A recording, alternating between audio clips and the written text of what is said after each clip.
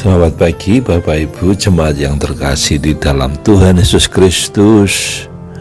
Mari kita akan bersama-sama mengadakan saat teduh pada pagi hari ini. Kita masih membahas tentang spiritualitas bertumbuh dalam keluarga.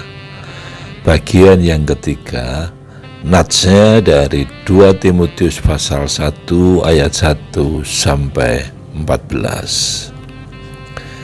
Kita perlu memahami bahwa keluarga itu bukan hanya yang berhubungan dengan hubungan darah daging saja, tetapi juga yang berhubungan dengan kerohanian, yaitu gereja yang juga disebut sebagai keluarga besar.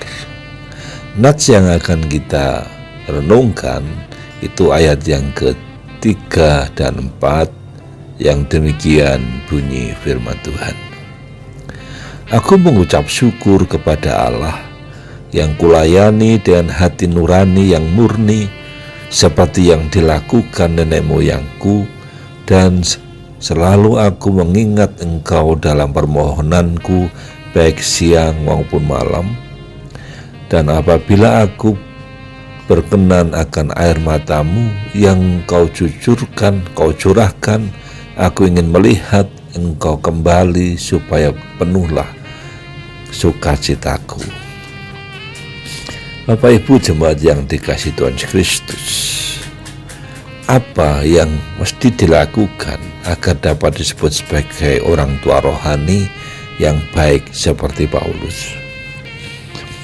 Kalau kemarin yang pertama kita sudah membahas bahwa kita harus punya penampilan atau menampilkan diri sebagai anak Tuhan dan selalu memohon berkat kepada anak-anaknya.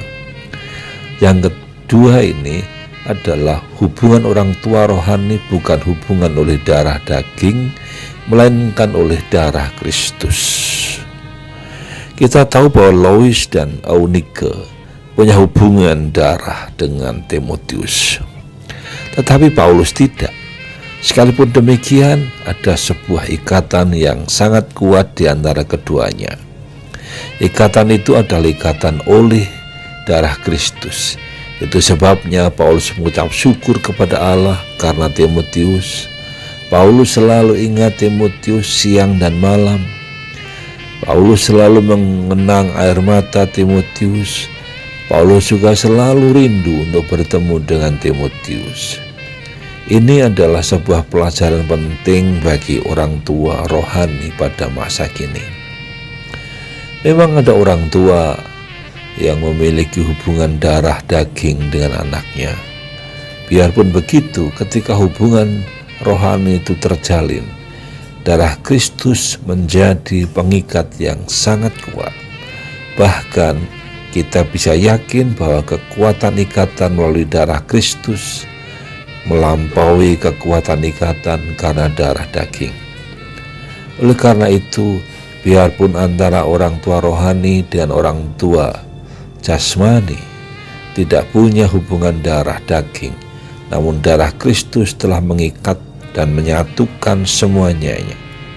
Itu sebabnya orang tua rohani, yaitu orang tua yang ada dalam gereja, itu harus bertanggung jawab dalam membangun, menolong kehidupan iman anak-anak rohaninya, yaitu semua anak-anak yang ada di dalam gereja. Kalau hal ini dipahami dengan baik, saya percaya bahwa anak-anak akan terjaga dengan baik.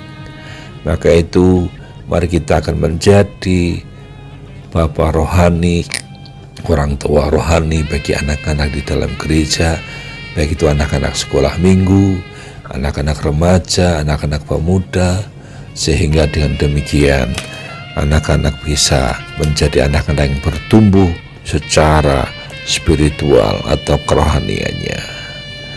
Mari kita akan bersama-sama berdoa, memohon pertolongan dan kasih karunia Tuhan. Bapa di surga, terima kasih atas penyertaan-Mu di dalam kehidupan kami. Dan kami bersyukur kalau kami dipercaya untuk menjadi orang tua rohani bagi anak-anak yang ada dalam gereja kami. Maka itu jadikan kami, mampukan kami untuk berperan sebagai Bapa rohani bagi anak-anak yang ada di dalam komunitas gereja kami. Terima kasih Bapa, kami serahkan aktivitas kami sepanjang hari ini. Tuhan berkati, menyertai, dan tidak akan tinggalkan kami. Dalam nama Tuhan Yesus kami menaikkan doa ini. Haleluya. Amin. Akhirnya kami mengucapkan selamat beraktivitas. Tuhan memberkati dan menyertai setiap apa yang kita kerjakan. Haleluya. Amin.